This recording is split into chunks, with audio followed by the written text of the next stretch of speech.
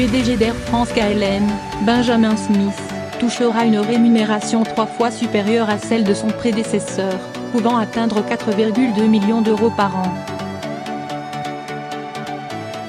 La rémunération de Benjamin Smith, nommé directeur général du groupe Air France KLM, pourra atteindre un montant maximum de 4,25 millions d'euros par an, soit plus du triple de celle de son prédécesseur, a appris l'AFP vendredi de sources proches du dossier. Cette somme comprend une part de rémunération fixe de 900 000 € et une part variable en fonction des résultats atteints, d'un maximum de 150% du salaire fixe, 1,350 millions, selon la même source. Le reste des 4,25 millions est une rémunération en actions soumise à la réalisation de l'ensemble des objectifs fixés au directeur général.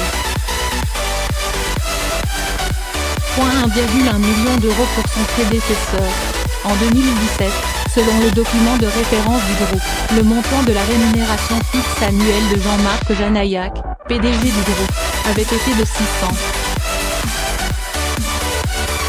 000 €, un montant inchangé depuis 7 ans, et sa rémunération variable avait atteint 522 000 €, soit un salaire annuel total de 1,122 millions d'euros. Jean-Marc Janaillac avait décidé de renoncer à une partie de sa rémunération variable pour la garder à 510 000 €, au même niveau de celle qui lui avait été attribuée pour 2016. Il n'avait pas bénéficié d'une rémunération variable pluriannuelle ni de rémunération exceptionnelle. Début de polémique.